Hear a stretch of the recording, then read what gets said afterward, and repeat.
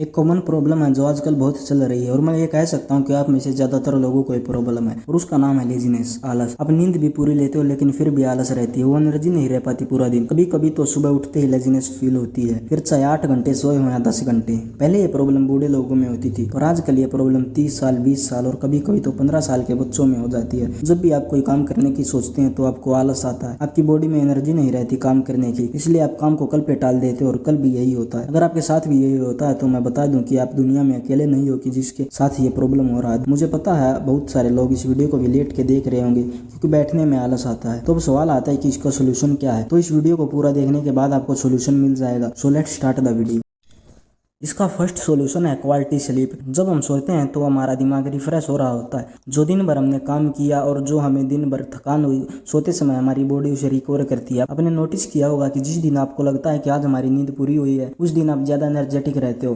तो quality sleep कैसे लें? Don't do over thinking before sleep. जब आप सोने के लिए बेड पर जाते हो तो आपके दिमाग में बहुत सारे थॉट्स चलते हैं कि आपने पूरा दिन क्या किया, आपको क्या करना चाहिए था, आपको कल क्या करना है, आपकी लाइफ में क्या चल रहा है, एंड सो मेनी थॉट्स। ऐसा करने से आपका दिमाग एक्टिव रहता है और जल्दी से नींद नहीं आती और 30 से 40 मिनट लग जाती है नींद आने में और किसी किसी के लिए तो ये टाइम और भी बढ़ जाता है। और जब आप ओवर थिंकिंग करके जब सुबह उठते हैं तो आप लेजी फील करते हैं। सबसे पहले आपको ओवर थिंकिंग को रोकना होगा क्योंकि इसमें आपकी काफ़ी एनर्जी और टाइम वेस्ट होता है, जिससे आपकी नींद पूरी नहीं होती और सुबह आलस आता है। जल्दी सोने के लिए आपको दिमाग को कंट्रोल करना ही पड़ेगा। जब आप सोने के लिए बेड पर जाते हैं तो आपका दिमाग बिल्कुल शांत होना चाहिए। जल्दी सोने के लिए आप 4-7-8 टेक्निक का भी यूज़ कर सकते हो, जिसमें आपको 4 सेकंड तक सांस लेनी है, 7 सेकंड तक सांस रोक के रखनी है और 8 सेकंड तक सांस छोड़नी है। ऐसा 4 से 5 बार करने से आपको नींद आ जाएगी।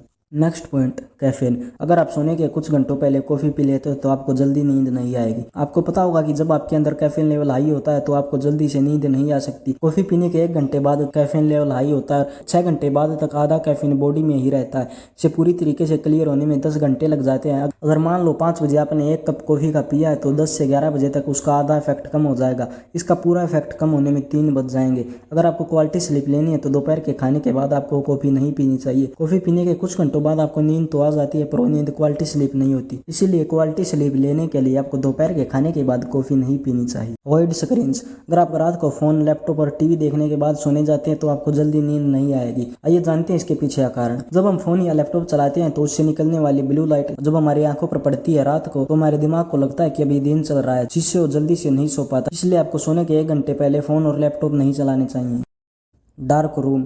जब आप सोने के लिए जाते हैं तो आपके रूम में जितनी कम लाइट होगी उतनी जल्दी आपको नींद आएगी। और एक बात, अगर आप अपने बेड पे बैठ के काम भी करते हो, खाना भी वही खाते हैं और सोते भी वही हैं, तो जब आप सोने के लिए बेड पर जाएंगे तो आपका दिमाग कंफ्यूज हो जाता है कि उसे करना क्या है। आइए इसको एग्जांपल से समझते हैं। जब आप बाथरूम में जाते हैं तो आपको सोचना नहीं पड़ता है कि आपको क्या करना है, आपका माइंड अपने आप ही काम करने लगता है। ऐसे ही अगर आप बेड को सिर्फ सोने के लिए इस्तेमाल करोगे तो जब भी आप बेड पर सोने के लिए जाओगे तो आपको जल्दी नींद आएगी। Proper diet. अगर आपका ऐसा काम है जिसमें आपको ज़्यादा मेहनत करनी पड़ती है और आप प्रॉपर डाइट नहीं ले रहे तो आपके शरीर में कमजोरी आ सकती है। इसलिए प्रॉपर डाइट लेना बहुत इंपॉर्टेंट है हमारे शरीर के लिए। आप साथ में प्रॉपर रेस्ट भी ले। हफ्ते में 7 दिन काम ना करें, 1-2 दिन का रेस्ट भी जरूरी है। मास्टरबेशन। अगर आप लिमिट से ज़्यादा मास्टरबेशन करते हैं तो आपके शरीर में कमजोरी आ सकती है, तो आप हर एक काम को लिमिट में ही करें। और अगर आपको अपनी कोई पुरानी आदत छोड़नी है और नई आदत बनानी है तो उसके लिए बेस्ट बुक है atomic habits by James clear. मैंने इस पे वीडियो भी बनाई है कि कैसे आप अपनी पुरानी आदत को छोड़ सकते हो और नई आदत को बना सकते हो, उसका लिंक डिस्क्रिप्शन में है। आप आलस को छोड़ने के लिए हमेशा एक्टिव रहें। अगर कोई आपको काम बताया जाता है तो उसे तुरंत करने की सोचें, ना कि उस काम को टालने की। अगर आप इन सब बातों का ध्यान रखना शुरू कर देते हैं तो आपको कुछ दिन में अपने अंदर इंप्रूवमेंट दिखाई देने लगेगा और आप आलस नहीं करोगे। Subscribe my channel for more videos.